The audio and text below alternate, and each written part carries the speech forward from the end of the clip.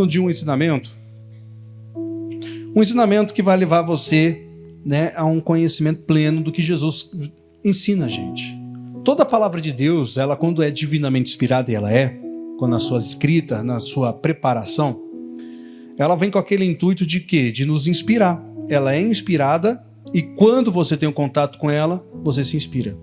Você se torna uma pessoa cheia de Deus e menos cheia de si. É um conjunto todo. E aí você compreende coisas muito positivas referente ao que Deus quer realmente que você faça. E quando envolve família, é um tema sensível, dependendo da situação de cada um. Mas quando envolve família, envolve mais de uma pessoa e envolve muitas emoções. E às vezes até exageradas. Aí você sabe como se portar. E é isso que eu quero trazer. Ter a fé para ganhar sua casa. Ter a fé para não desistir dela também. Ter a fé para ser o que você aprende na igreja fora dela. Ter a fé para ser exemplo, mesmo com todas as debilidades humanas. Para ser forte quando todo mundo, ou até mesmo você, se sente fraco. E isso nós conseguimos pela palavra que nos revela e nos inspira, como eu falei. E aí você coloca em prática. E para isso, depois dessa introdução, Mateus capítulo 5, damos o primeiro passo da vitória. Coloca lá, por favor, ou melhor, abra lá, Mateus 5,37, Sermão da Montanha. E louvado seja o nosso Deus por isso. Uma palavra muito bem conhecida nas questões de simplesmente falar, se expressar. Mas nós vamos aprofundar um pouquinho, vamos ver detalhes que eu convido você a observar, pessoal. Observar esses detalhes. Detalhes que são fundamentais, que muitas pessoas não dão conta e acabam fazendo, agindo, não estou falando de uma forma escrupulosa, errada, mas sem saber, muitas vezes, tomando algumas ações ou falando antes de pensar e acabando tendo prejuízo. E nós vamos ver a responsabilidade de tudo que está escrito, mas esse capítulo e versículo também. Mateus 5,37. Qualquer necessidade está nas telas aí para vocês, que diz assim: seja, porém, o vosso quê? Falar, hein? Não gritar, não resmungar. Falar. O que, povo de Deus? Já vou falar, vou pegar vocês aí numa pegadinha. Tá bom? Porque o que passa disso é de procedência maligna. Agora vamos entender o versículo como ele tem que ser entendido? Quantos de nós já não falamos assim, exatamente como indiretamente vocês comentaram o que eu faço? Eu fiz isso o dia todo e questionei, mas ensinando. Quando você lê esse versículo, o que muitas pessoas elas fazem? Elas comem a vírgula. Os pontos e vírgula, então, misericórdia. Aprendendo com o missionário R.R. Soares. Alguém já ouviu falar dele? Pois é. Ele falou uma vez assim: se existe uma vírgula no versículo, não é à toa. Tudo que está nesse versículo tem que ser estudado e analisado. E eu falo para você, sempre com esse cuidado para aprender. Por quê? Porque vai te fazer bem. E eu gosto disso, de aprender, e eu gosto de poder ensinar. Hoje mesmo um rapaz me perguntou sobre outro assunto. Um rapaz lá do Sul, inclusive, me mandou mensagem. Eles ainda tiram dúvidas, têm acesso, né? Internet dá esse acesso, mas eu também atendo o Brasil todo, gente, de verdade, sem exagero. Aberto aí por causa da internet e da nossa TV, tudo que a gente está em evidência. Aí ele perguntou uma coisa lá e eu não sabia. O que eu fui fazer? Pesquisar. Eu falei assim, olha, uma coisa assim, não é que a gente sabe, é que a gente é curioso. E eu gosto de ser curioso, de verdade, não é exagero, das coisas bíblicas que me ensina. E se eu não sei, depois eu pergunto ou espero a revelação. E é gostoso. E aí, olhando para esse versículo, nós temos aqui, ó. Primeiro, Jesus estava ensinando inúmeras coisas. Ele falou sobre juramento, a pessoa que sai falando, eu juro por Deus, aquela coisa toda. E ele fala, vocês não devem fazer isso. O seu falar deve ser assim. Aí ele explica, seja, porém, o vosso falar. Aí assim eu explico com vocês. Olha só. Análise concreta aí para dar certo. O que isso tem a ver com a família? Tudo. Seja então vosso falar sim, vírgula. Amém, gente? Hoje eu estou lendo até a vírgula, tá, gente? O que significa? O que simboliza? Significa? Qual que é o significado? Por que existe uma vírgula em uma frase, pessoal? Para fazer o quê? Para parar. Tempo. É tempo. E qual é a função dela de uma palavra que antecede ela para uma palavra que está após ela? Segundo o próprio dicionário, ou seja, a explicação em si, não o dicionário, mas a língua portuguesa, é porque é questão de ambiguidade. Ela vai trazer o porquê de uma palavra estar antes, você pensar o porquê a outra está depois. Principalmente quando você tem duas palavras que é praticamente a mesma. Então, quando você faz a leitura desse versículo, muitas pessoas dizem, seja o vosso falar sim, sim, não, não. Não é assim que está escrito. Você nem pensou para falar? Seja o vosso falar sim, aí você para pensar o porquê você disse sim. Casamento, gente, coisa linda, maravilhosa. Quem é casado aqui? Glória a Deus, Deus abençoe seu casamento. Não sei se você está passando dificuldade, mas Deus é Deus para mudar. Mas independente disso, casamento. No momento tradicional, vou usar o termo tradicional, fica fácil, que aí vai o pastor, o regente do casamento, ele vai lá e faz a famosa pergunta. Eu não tenho costume, mas normalmente as pessoas fazem. Fulano de tal, você aceita fulano de tal como sua legítima esposa? E ele diz o quê? Sim. Então você disse o primeiro. Aí vai ter uma vírgula na sua vida, porque você disse sim. Mas aí, como que eu vou viver o segundo sim? Aí você que vai ter que me falar. Como tem sido até hoje? Nós estamos falando sobre você dizer que está se comprometendo e depois você provar o porquê você se comprometeu até o fim. Seja o vosso falar sim, aí sim, você vai dizer sim. Você pensa e faz. Seja então o vosso falar não, e não, você vai viver de acordo com o que você disse não. Não é só sair falando, dizendo, eu tenho palavra de homem, isso e aquilo. Sim, mas eu quero ver a prova. Sabe aquele cuidado todo que a gente tem que ter? Às vezes a gente não tem, mas é importante, porque o conjunto família precisa de pessoas que não somente saibam do que é bom, mas vivam o que é bom. E se não, no geral nós observarmos, pessoal, existe falta disso constantemente, porque nós falamos, somos de Cristo, mas de vez em quando alguns não levam a Cristo. Quando sai daqui, não que seja o seu caso, mas a gente sabe, não é bem assim.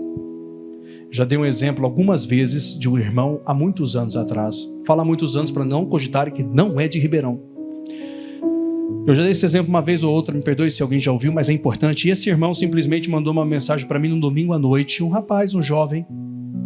Eu sei quem que ele era porque ele ia de vez em quando na igreja, mas ele era um membro ativo antigamente, mas parou de ir frequentemente e começou a ir só de vez em quando. E ele simplesmente mandou uma mensagem um pouquinho desaforado. Já ouviram falar essa palavra desaforado? Que desaforo, meu filho. As vozes falavam muito isso, né? Mas aí simplesmente ele chegou para mim e falou assim, pastor Vitor, eu falei, pois não. O que é que o senhor está ensinando aí nessa igreja para o geral das pessoas? O que o senhor fica ensinando aí? E eu simplesmente lembro que eu respondi, o evangelho, irmão. Eu era mais tranquilo na época nas questões de resposta. Se eu fosse hoje, talvez eu mudasse um pouquinho mais. Eu falei, o evangelho. Não, porque não é possível. Meu pai vai aí, sabe o que ele faz em casa? Eu falei, não sei, eu não vou com ele. Ele falou assim, ele chega aqui em casa e ele fica bravo comigo que eu não faço alguma coisa, ele pega a cadeira e bate em mim com a cadeira. Eu falei, hein? Ó, irmão, uma coisa eu posso te afirmar, eu não ensino isso na igreja. Eu ensino o oposto.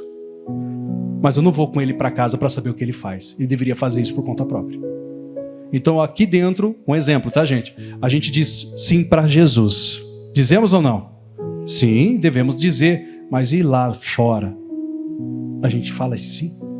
Porque é um conjunto. Se você quer realmente viver em procedências benignas, né, gente?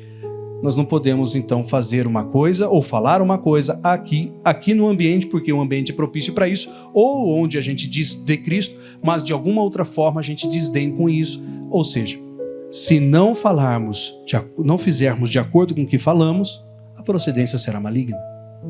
Aí é claro, né, pessoal? A queda é grande. Em nossa casa não pode ver nenhum de nós cairmos. Pelo contrário, devemos ver cada um de nós mais firmes ainda. É importante.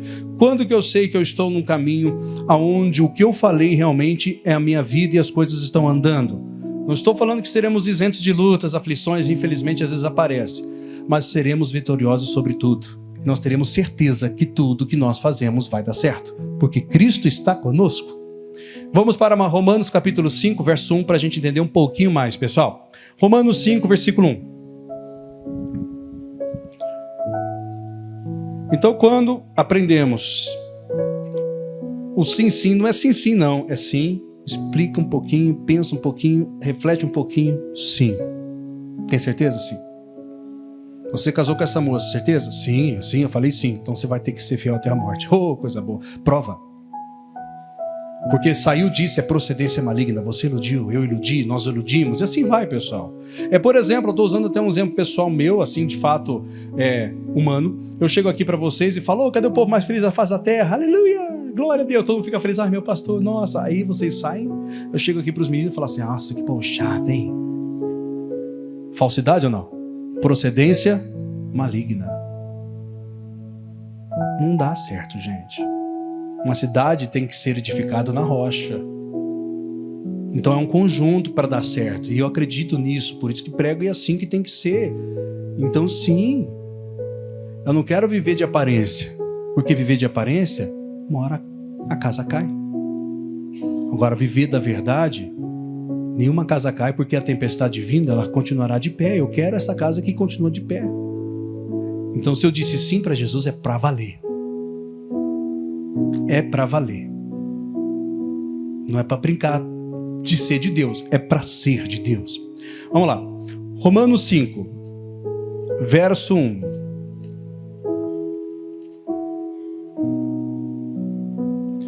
Sendo, pois, justificados pela fé, temos paz com quem?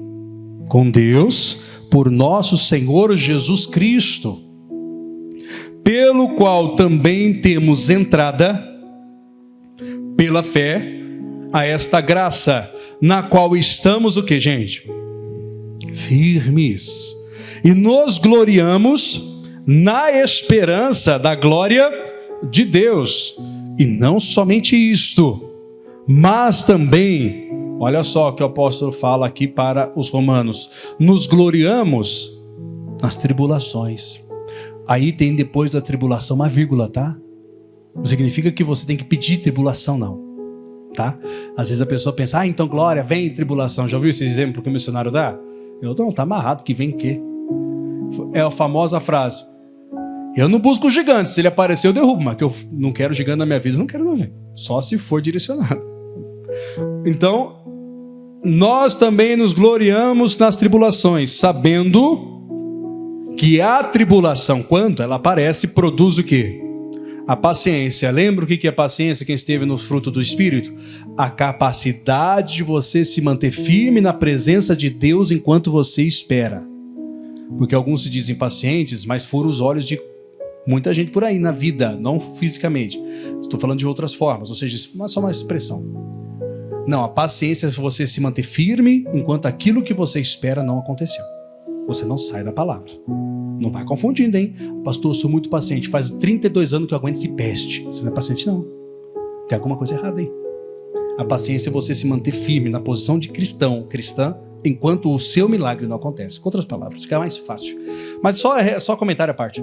Tá bom, vamos lá. A paciência produz, então, a experiência. Versículo 4, tá, gente? E a experiência vai produzir o quê? A esperança, né? De tudo aquilo que você espera no geral, ou seja, se eu tenho esperança porque eu espero algo. Aí o versículo 5, onde que eu quero chegar? Então tudo isso que você ouve de Cristo e você diz sim, gera para você esperança. Meu marido vai mudar, a senhora diz, meu esposo ou minha esposa, meu casamento vai ser feliz. Aquela luta base, aquela pessoa que está numa batalha, eu vou ser realizado, aquela coisa toda. Sim, se você gerou essa experiência, e depois essa experiência, a esperança, que a gente acabou de ver, que veio da paciência, que a tribulação começou a te dar. Então significa que você disse sim para tudo isso, porque você permaneceu. E se é do céu que você está recebendo, olha o que a Bíblia fala no versículo 5, desse próprio capítulo, e a esperança não traz o quê? Confusão. Aonde eu disse sim, o não vai estar. Eu me arrependi, pastor, sabe de uma coisa? Eu comecei assim bem, disse sim, mas na hora eu vi o que eu fiz com a minha vida. Pensei em voltar. Procedência maligna, me desculpa, mas é bem real. Porque a esperança que você gerou trouxe confusão. Não tem confusão para quem tem esperança de você ter ouvido a palavra. Pessoal, é aquilo que a gente já, base da gente já conhece. Não é sobre o que eu decidi, é sobre o que eu aceitei. Ninguém decidiu ser de Jesus, ele decidiu ser Deus para você. Agora cabe a você aceitá-lo, só isso. O sacrifício ele já fez. Fez ou não fez? Ele não vai morrer de novo, gente. Ele já ressuscitou da morte que ele já precisava morrer. Ele já fez tudo que eu e vocês precisamos. O que nós temos que dizer para ele é somente sim e permanecer nesse sim até o fim. É um desafio, talvez, para alguns, mas não impossível, porque vai gerar uma esperança. Resumindo tudo, o qual não traz confusão. Eu estou confuso, por quê? Porque tem não no meio do sim, porque tem sim no meio do não. É um conjunto que a gente não pode deixar, porque é procedência maligna. Continuando aqui. E a esperança não traz confusão, porquanto o amor de Deus está derramado. Não foi só colocar numa gotinha, não. Foi derramado em nosso coração pelo Espírito Santo que nos foi dado. Ninguém está cobrando o Espírito Santo de você porque te deu, foi dado, é gratuito. Cabe a nós simplesmente dizermos sim e continuarmos andando com Ele até o fim. É possível, gente. Agora, toda essa mensagem que eu citei até agora foi gerado nesse versículo, pessoal. Então citei tudo isso para ir lá. Primeira carta de Pedro 3. Mais para frente um pouquinho.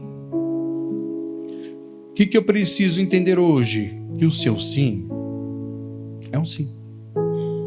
Em atitude, em procedimento, em palavras, não só de promessas A, promessas B.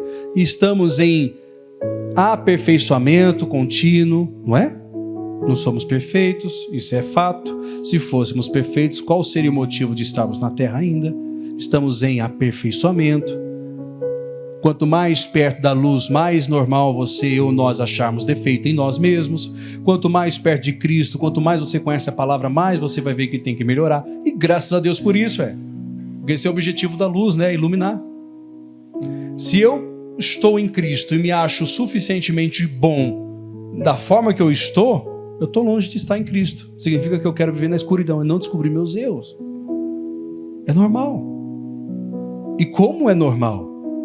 Todos chegam, não igreja só, mas na presença de Deus, cheio de defeitos, pessoal. Problemas, dificuldades.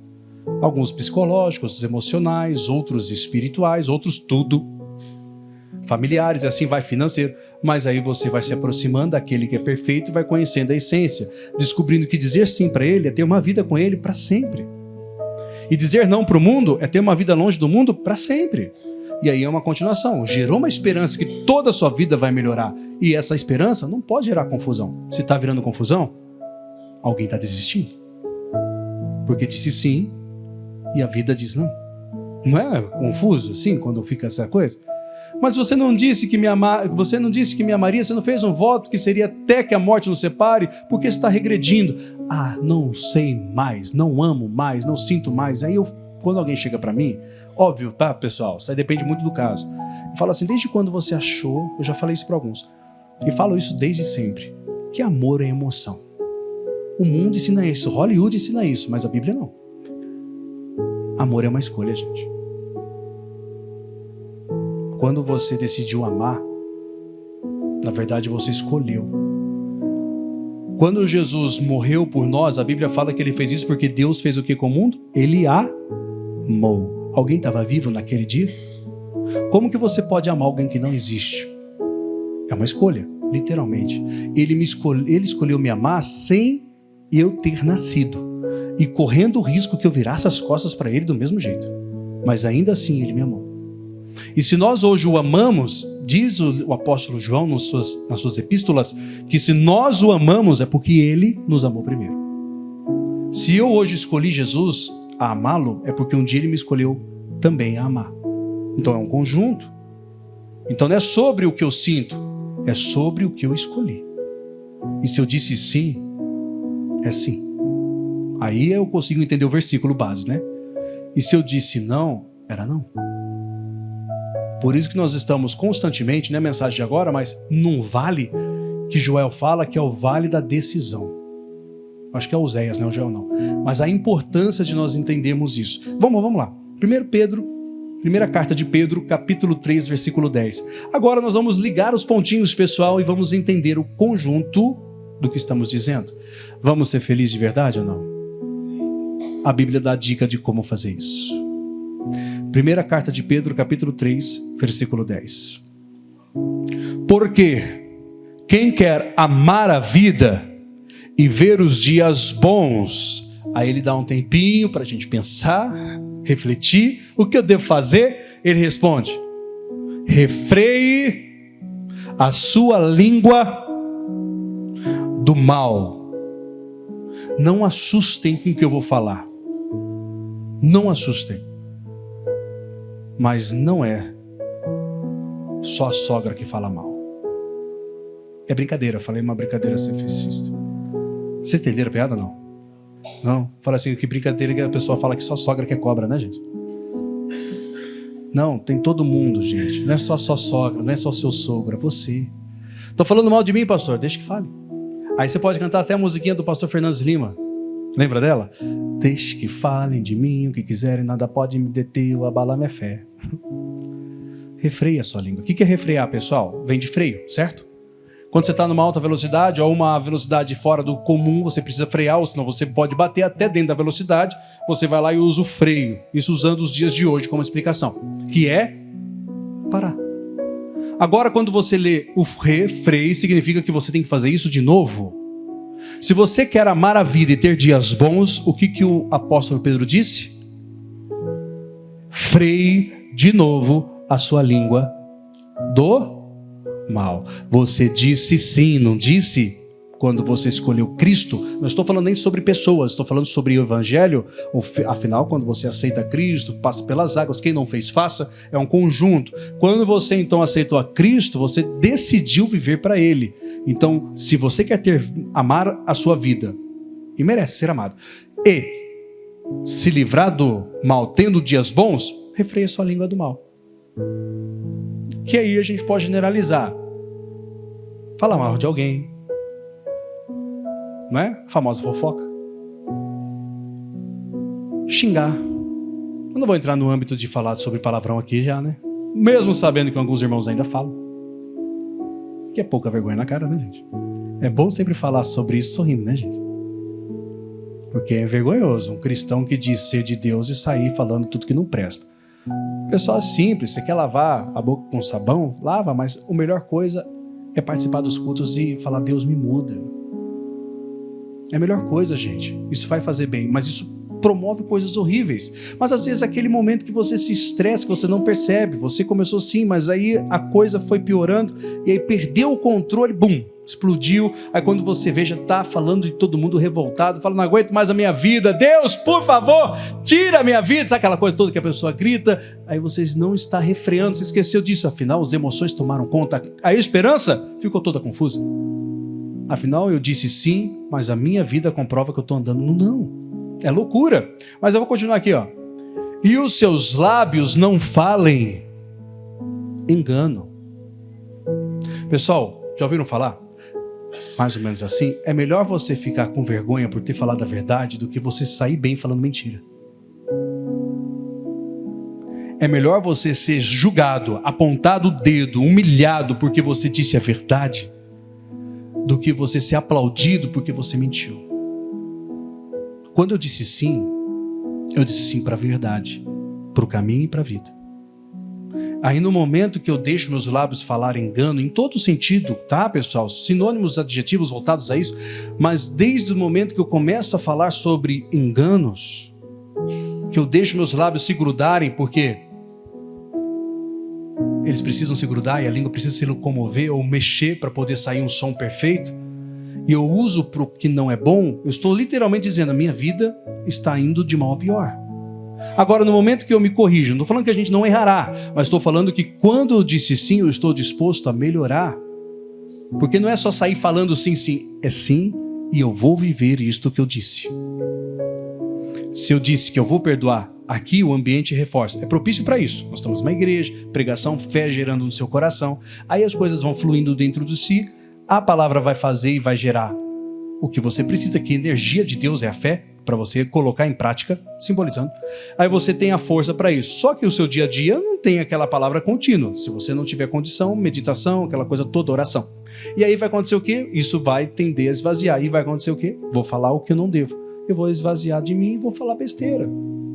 Coisas que me afastam. E a minha lição, o que eu prendo com essa lição é: se eu quero que as coisas se deem bem, e é tudo possível, então refreio a minha língua de falar o mal. E se falei, Pai, me perdoe. O arrependimento é uma coisa tão linda, não é, gente? Deixa eu explicar para vocês, até bom para conhecimento, o que é o arrependimento verdadeiro. Nós chamamos alguns de eficaz, que dá certo. Para a gente diversificar, ou seja, dar a diferença entre remorso e arrependimento. E eu não estou dando isso para dar justificativa para alguém chegar e falar para qualquer um, dizer, viu, você foi só remorso. Mas eu quero que vocês entendam. O arrependimento, para ser realmente válido, de forma muito simples, pessoal, o caminho de ida é o mesmo caminho da volta. O arrependimento é exatamente isso. Vamos supor que você sai daqui para Santos. Nós estamos em São Paulo. É longinho daqui, não é? Já fiz aí mais ou menos, eu não fiz, mas é lógico. Quantas horas daqui até lá? 6 horas? Direto, né? Se não for parada. Com parada dá um pouquinho mais, talvez. Sem trânsito. Mas vamos supor que você está lá 3 horas já de chegar e você se arrepende de ter ido. O que você tem que fazer? Voltar. E para você chegar na sua casa, o caminho que você gastou é o caminho que você tem que voltar, não é? Simples, né, gente? Para aquele que você exagerar, talvez para alguns, mas não vale para inúmeras centenas de pessoas. Adulterou.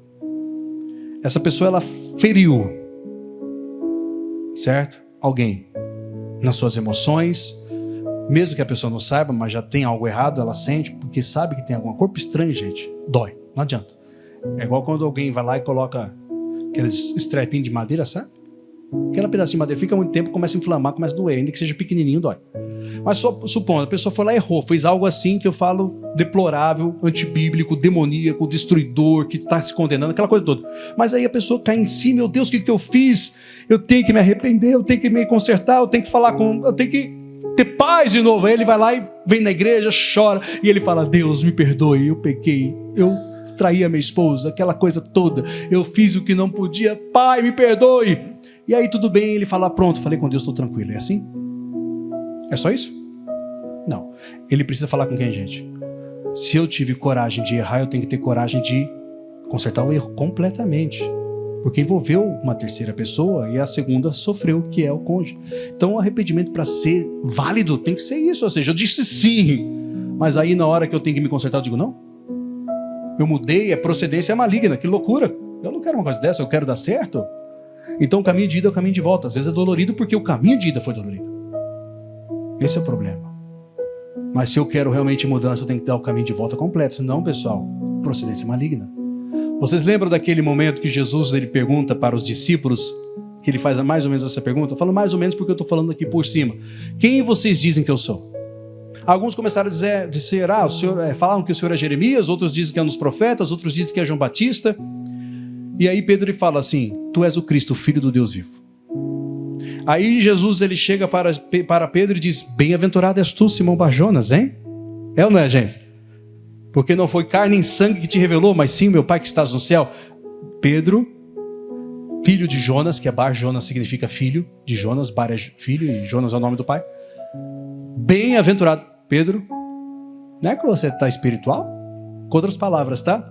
E aí ele continua falando o quanto era necessário ele padecer e ao terceiro dia ressuscitar, que ele teria que ser preso, aquela coisa toda, sofrer e tudo mais. Aí Pedro ele fala assim, de forma alguma isso vai acontecer, nós não vamos deixar. E aí Jesus responde para ele o quê? Para trás de mim quem? Satanás. Então tudo começou sim, e agora chamando de Deus que te inspirou, de um grande profeta, né, que revelou, e agora ao mesmo tempo, na mesma passagem bíblica, quem conhece sabe, ele simplesmente chama Pedro de Satanás. Confusão ou não, gente? Que loucura, imagina você chega aqui na igreja, irmão, você é de Deus, aí vem outro, Satanás. O que é isso? Não é mais confuso? Por quê? Duas personalidades. Aqui a paz, querido, aleluia, louvado seja o Senhor. Vamos dar as mãos. Não, isso aí não, isso aí não é de crente não, né, gente? Vamos levantar as mãos, 1, 2, 3, né, gente? Ou seja, o que eu estou fazendo aqui? Tem que fazer coisa lá fora ou não? Certa. Eu digo sim para Jesus aqui e lá fora. Eu digo sim ou não também? Esse sim que é o mais importante, gente. É aqui que nós começamos um compromisso, mas é lá fora, no dia a dia que nós levamos o compromisso. É um conjunto. Por que eu estou falando tudo isso no dia da família? Porque eu quero ganhar a minha família. Quem quer ganhar a sua aqui? Só falar que é de Jesus não é suficiente, pessoal. Tem que levar ele. E levar ele envolve muito mais. Levar ele é muito mais do que simplesmente falar: olha, filho, eu vou lá para a igreja orar por você. Faça isso, é importante, tá? Não estou falando que não é não. Apresentar ele ali na foto, colocar a roupa, trazer a camisa, trazer o chinelo como pedimos, apresentar, sabe aquelas coisas todas? Tudo isso é válido, gente. Mas não basta só ter um sim para Jesus. Seja o vosso falar sim, virgulinha, não esquece da vírgula não, sim. Seja o vosso falar não, vírgula, não. Porque se não for assim, tudo que sair será de procedência maligna. E aí não é legal. Isso não é bom. Aí não teremos autonomia, é óbvio que não. Agora, quando nós temos mudança, isso acontece. Só complementando, tá, pessoal, por favor?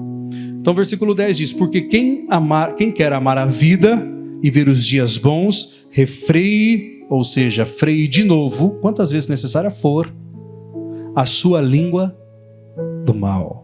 E os seus lábios não falem engano. Aí o versículo 11, pessoal. Aparte-se do mal e faça o bem. Busque a paz e siga. Dá para entender? Não é só a questão de não falar o mal, mas praticar o bem. Então eu falo sobre quem eu creio, mas eu vivo para aquele que eu creio. Conjunto, procedência benigna, resultado com certeza, porque eu não preciso ficar jurando para ninguém que eu vou fazer, eu só vou lá e faço. Simples assim, né? Eu simplesmente disse vamos, e quando chegar o dia eu vou estar lá. Não é aquele negócio que a gente fala vamos, aí eu mudei de ideia, acontece, estou desanimado. Acontece, tá? Emoções, aquela coisa toda quando se trata do dia a dia. Mas quando se trata de ser de Cristo, ser de Deus, não, gente, pelo amor de Deus. Fidelidade constante no que a gente criou como compromisso. Um compromisso perfeito, um compromisso bom. E é claro, ganhamos autonomia, né, pessoal? As pessoas vão te procurar. As pessoas vão chegar perto de você. As pessoas vão te buscar. Porque a sua palavra tem peso. Porque quando eles olham para você, eles veem que não é só palavra, eles veem ação. E, gente, não conta só com o pastor. O pastor é importante também para a congregação, claro, também não vou desmerecer, mas também conte contigo. Contem contigo, contem com a sua fé, contem com a sua comunhão, e Ele vai te abençoar. As respostas que vocês buscam, na verdade, muitas delas já foram dadas. Agora cabe a nós simplesmente entendermos que não é só sim, sim. Não é sim uma vida para sim. É não é uma vida para não, daquilo que eu disse não. Não mude isso. Tenha procedências corretas, porque aí Deus, o Senhor, conduzirá e tudo vai dar certo. Nesse conjunto, nós conseguimos. Estão prontos para isso, gente? Sim, sim ou não? Não. Sim, vírgula sim, tá? Pensa e responde, para ser diferente, para ser melhor. De vez em quando, às vezes, nós somos colocados na parede da vida, né, pessoal? Não sei quem é pai deve já ter tido essa experiência, que já tem filho com um pouco de entendimento, né? Com uns 3 a 4, 5 anos já, que eu falo que eu tenho, então é uma fase nova, mas não tão nova já. Você chega assim, apronta, alguns deles aprontam, aí você chega bravo, por algum motivo, aí você põe a criança assim, entre aspas, tá? Contra a parede e fala assim, quem que foi que fez isso? Minha pequenininha, que é a segunda, né, a Ruth, é um barato, né? A gente dá risada, né? Porque é criança, né, gente? Mas é cada uma. Ela pronta, não importa o que ela tenha feito, grande ou pequeno, mas se ela pronta, coisinha assim de criança, ela chega e ela fala assim, foi a Emily. Aí eu falei, mas Ruth, eu falo para ela assim, eu queria dar um presente para quem riscou a parede. Eu quero presente, mas não, você falou que foi a Emily, mas foi a Emily. Mas eu vou dar um presente para a Emily então. Não, tem que ser para mim. Mas não foi a Emily? Foi. Eu falei, mas você não torce, né? Não dá o braço a torcer, né, menina? Né? A culpa assim, mas presente ela quer, ou seja, foi eu, mas ela não tem ainda coragem. A criança faz isso, mas é uma criança de 3 para 4 anos, né, gente? A gente tem adulto. Irmão, você fez isso? Eu não, tô amarrado. Não, se você fez, fiz e vou corrigir. Sim, ué. Não fiz, então fica em paz, ué. Descansa. O seu procedimento vai falar, as árvores se conhecem pelo fruto, né, gente? Ué, eu posso dizer, eu sou macieira, é um exemplo. Mas na hora que a pessoa experimentar, que macieira com gosto de laranja é esse? A árvore se conhece pelo fruto, não é pelo que ela fala. Então vamos fazer acontecer? Vocês são do Senhor, hein? Guardem isso. Ele não está errando em escolher ninguém, tá, gente? Não foi eu que escolhi, não, foi Ele. Ele conhece os nossos corações. Ele sabe quem nós somos. Ele quer nos usar. E se nós dissermos e dizemos sim, com certeza Ele sabe que nós temos capacidade disso. Com altos ou baixos, lutas ou não, Ele não errou. Ele é Deus.